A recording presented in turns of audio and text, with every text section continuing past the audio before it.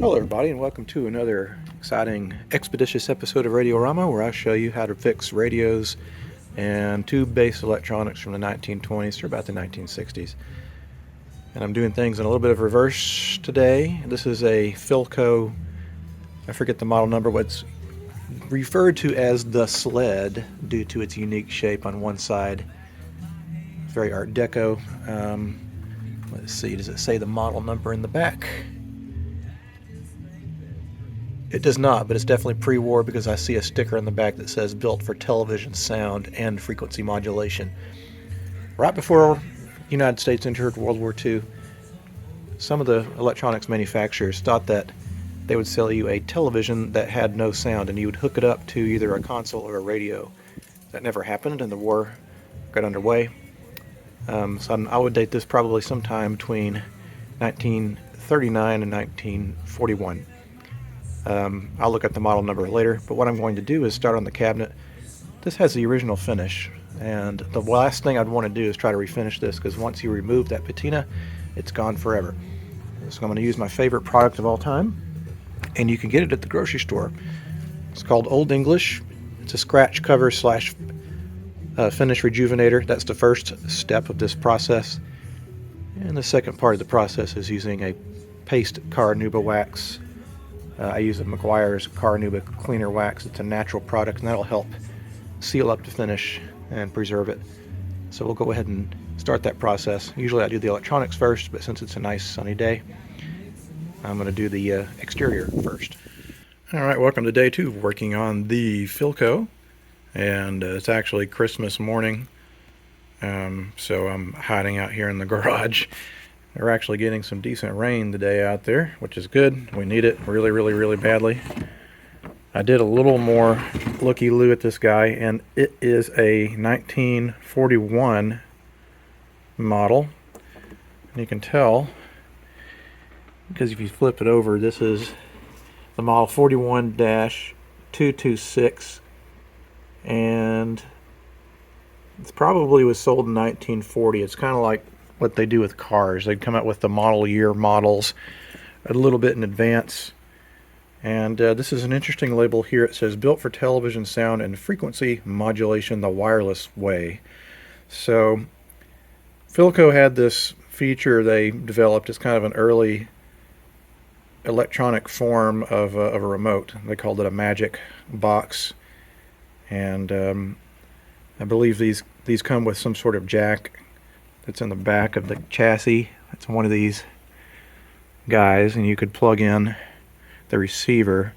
Again, the idea was, well, when television comes out, which it seemed like it was on the cusp of doing sometime in around 1938 through 1940 or so, that was going to be the new way. And then World War II happened. All domestic manufacturing went from domestic household goods to the war effort, and Philco was definitely involved in the war effort. I'm noticing something else here that's kind of slightly annoying, is all the tubes in this guy are gone. Someone has nabbed all the tubes in it. There are 6 total, and I don't know if I have all these guys. Let me flip it over. 7B7, XXD, 7C6, 7B7, 35Z3, 35A5. I don't have a lot of lock tools in my collection.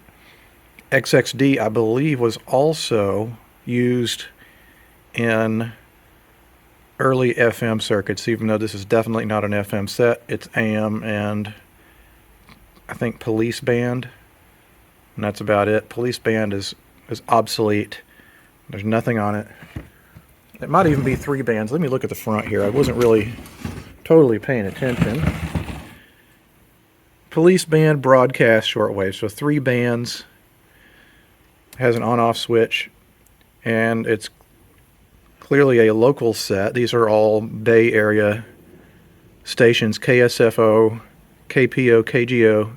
These are still in existence. This knob's been put on the wrong selection. This little white dot is supposed to coincide with your selection here. Looks like the dial still works. Anyway, I'm gonna have to go over to the museum and get these tubes because I know I don't have any XXDs. I believe there is a different tube that is compatible with those. I just don't remember what it is. I'll have to look it up online. But I'm not going to be able to get anywhere or get very far until I have tubes in there. No telling why someone decided to do that. Maybe they bought another set and they transferred the tubes out of this one into that one. Don't know. But we'll have to fill it back up. I'm hoping that doesn't mean there's just something catastrophically wrong with this thing. If it is, that it can be fixed. But also the case, I was able to get it to look pretty decent here. I think I could probably polish it just a little bit more, bring back some of the luster. It's not perfect. There's definitely some scratches and discolorations and stuff. But again, that's okay. This thing is 80 years old. Think about something that's been on the planet for almost a century. Sure, the plastic's not perfect. You can see how it's shrunken a little bit. That's normal. In fact, this escutcheon is in pretty good shape. A lot of these I've gotten them and they're just completely wavy and beyond salvageable. There are companies that make reproductions, but that's pretty costly. But I think this is perfectly presentable as it is. This plastic is sort of gotten a little bit wavy. It's also not as clear. We'll have to go over that with some plastic polish to bring back the clarity. Some of these buttons are stuck. On-off is okay, that's okay. That one and that one are stuck. We'll have to use some contact cleaner and maybe some WD-40 to free those up and clean them up. But I'm gonna take a picture of the bottom of this thing and run over to the museum and grab some tubes. All right, I'm back from the museum. I have a bunch of new old stock tubes. And XXD is not...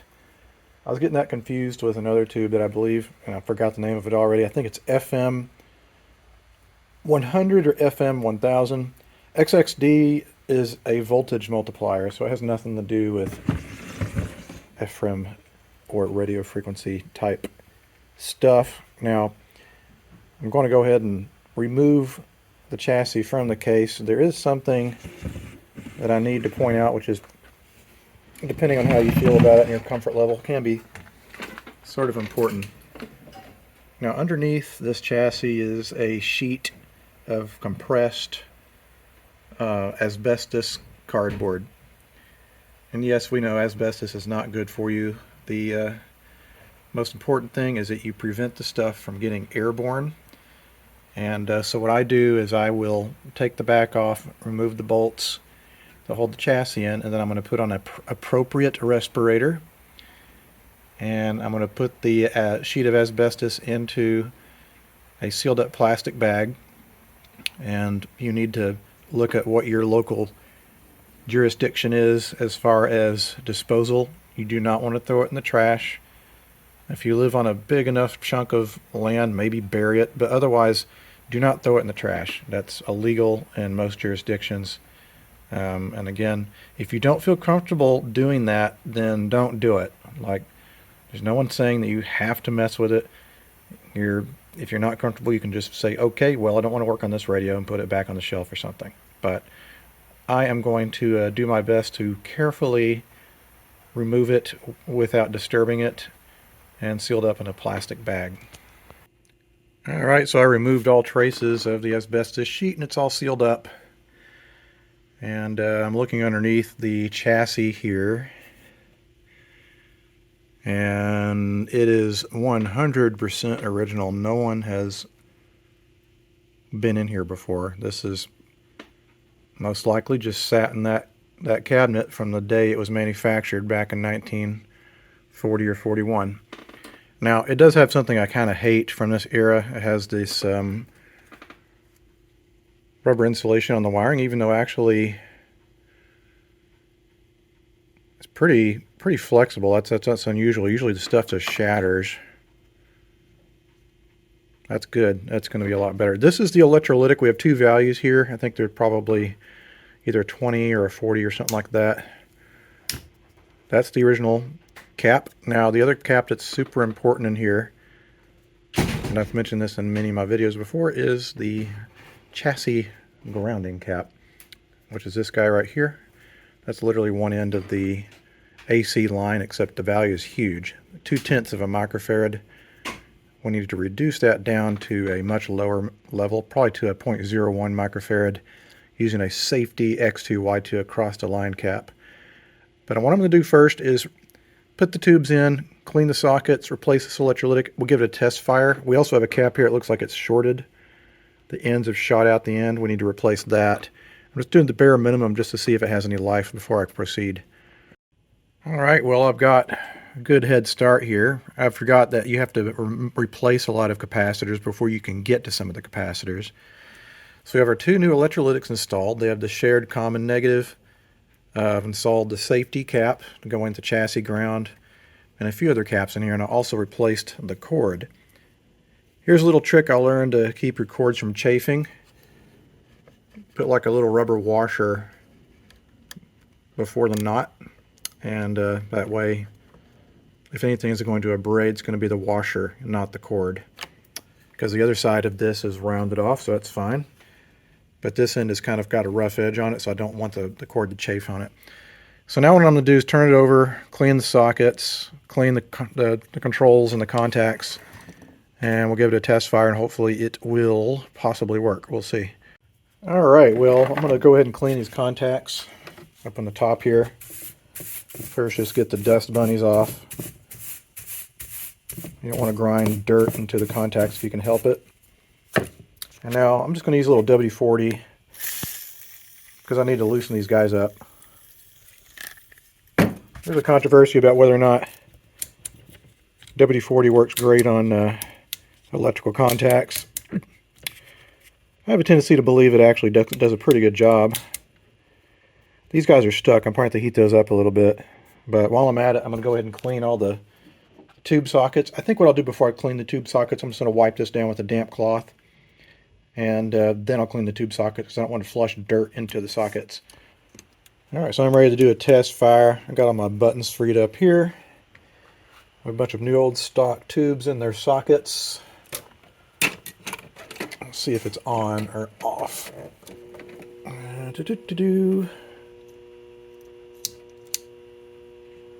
I might have a pilot light that's out here. I'm not seeing any filaments, period. That's curious.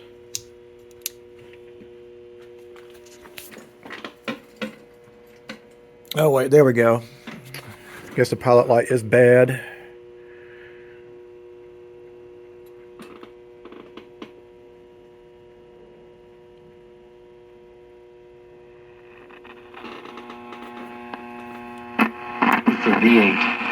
In the 6th month, and from God to a town of Galilee called Nazareth. There's got to be a manual tune function on this thing.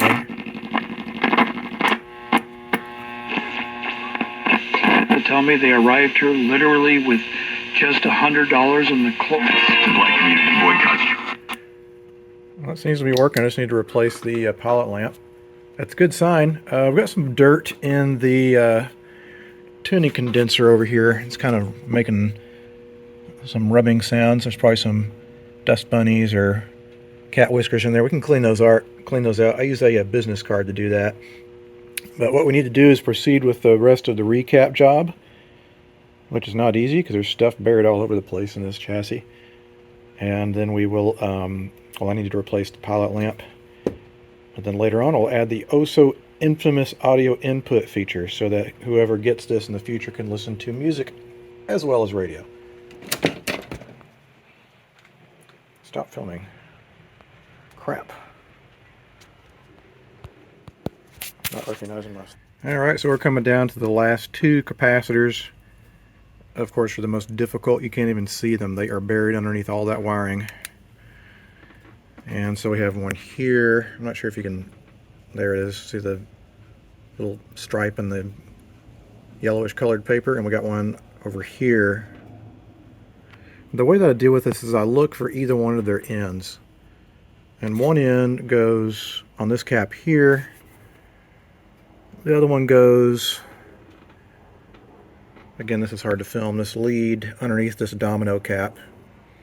So as long as you have a point of reference, you can What I usually do is I'll mark either side with a marker, and I'll cut both ends and pull the cap out without trying to damage any of the wiring that's in there. The same with the one below. Just have to be patient. It's kind of like doing surgery almost. This is why I'm not a huge fan of this type of chassis where things are built in layers and not meant to be, retroactively repaired by someone that comes later. All right, so I've got all the caps replaced. So I was able to kind of like fish these two guys in there. I know you can't even really see them, but they're buried down in there. I try to observe the placement of where these guys go, because if you just put them willy-nilly all over the place, you can interfere with the set's reception. Now, the last thing I'm going to do before I get anything else done is I'm going to go over here and plug it into my safety rig. And what this is, I'm looking for how many milliamps are going to be coming off this chassis. My maximum is basically the equivalent of 0.6, and I've got the scale set at 2 volts AC, and I have a box where I can basically switch the polarity back and forth. So let me put this down for a second, and we'll plug it in. All right, let's go ahead and turn it on. And what I'm going to do is, this is my injection point, 0.008 or 1 on one side. Now let's flip the polarity. 0.36. That's a little over halfway to our max, so we're in very good shape there.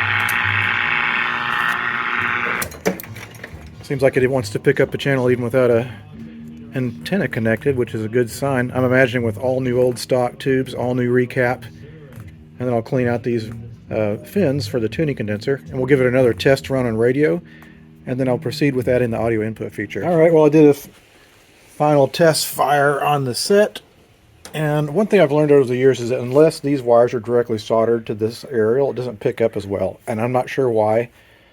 Anyway, it's picking up pretty well despite that. On game day, will be with us via the Goodyear hotline. So a lot at stake, Aaron, for many, many teams here. Oh boy, football! I don't even know who's playing, nor do I really care, but someone's playing. It's Christmas Day. I guess there has to have some sort of football on the radio.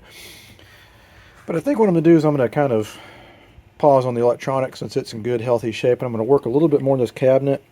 I'm going to clean the interior out, clean and polish that plastic cover, and maybe do a little more work on the wood. I just want to get this looking kind of primo, and since it's Christmas Day and I'm having a little bit of cheer, it'll be nice just to kind of work on something that doesn't require my concentration as much. All right, so I spent probably another, I don't know, hour and a half detailing the cabinet, so it's a lot more shiny. This is closer to what it should have looked like from the factory, and now the last thing I'm going to do before I call it quits, because the family's decided to go inside and watch Christmas movies, which I'm not a huge fan of. But anyway, I'm going to add audio input to this set. This is the volume pot here, and what we need to do is make sure and add a signal going into the top and the bottom of the pot. The top being where the incoming IF, or the internal frequency signal, comes in, which is essentially your radio signal, and the bottom of the pot, which is the negative of the pot. In the middle, don't bother with that. Anyway, this is going to be a little bit of a challenge because there's not room inside this chassis for the isolation transformer that is necessary to add for safe operation. I take that back. Actually, I've worked on this model before, and I'll usually put the isolation transformer here. That's not too far for the wires to run. But let's go ahead and add this in there. That'll be the last thing that we do electrically to the set. And then we can do a reassembly, and hopefully this guy will be good to go. All right, so I've got the first part of the audio input device installed. We have our isolation transformer. Our right and left channels are split between these two 90 ohm resistors. And then the primary side of the isolation transformer has a 0.02 rated capacitor and a resistor that's half the value of the volume pot. going into the top of the volume pot, and then the bottom of the volume pot goes to the bottom here, which is the negative. And right now we have the two leads that are connecting the IF strip together. Those are disconnected, and we have audio running through it right now through a Bluetooth device here. As the man in the mirror, then I laughed and I said, "Oh, silly little, that's just me." Then I'm proceeding tonight, comb some stranger's hair, never was my style. So all that's left to do is I need to put a switch between this resistor and this line that goes to the first IF can. And that way we can restore radio performance when the user decides they don't want to listen to their audio line incoming Bluetooth or whatever it is they're running through this. Alright, almost everything's back together again. I've got my little switch here that will turn my IF signal back on and off.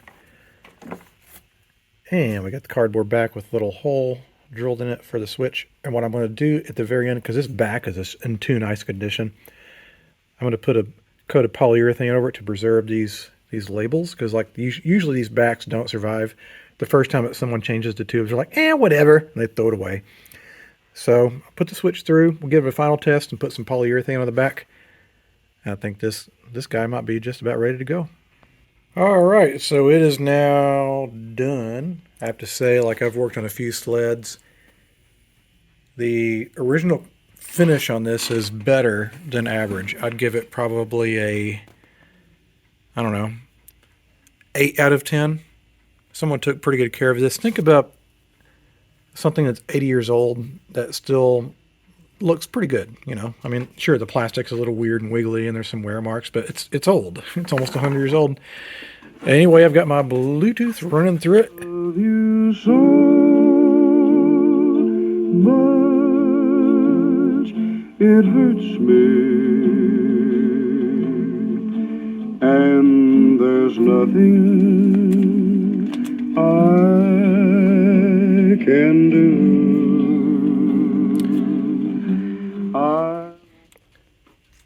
That was my granddad's favorite band. He loved the Mills Brothers. And so, extra little place in my heart for that group. Anyway, it's been a good Christmas day. I got this guy done. And like I said, I'm going to put a little polyurethane over these labels to preserve them from flaking off, because I think it's an interesting part of history that is being rapidly lost, that generation is, you know, starting to increasingly not be with us anymore. And so it's worth preserving so that people can continue telling the story of the history of technology. And so anyway, guys, hope you all had a good Christmas no matter where you live. And I sure enjoyed working on this one. I'm glad I was able to bring it back from the dead, and it'll make a nice piece for someone's collection or for someone to listen into and enjoy in the future. So anyway, guys, next time a vintage radio or some other piece of obsolete electronics comes across my bench, I'll see you next time. See you later.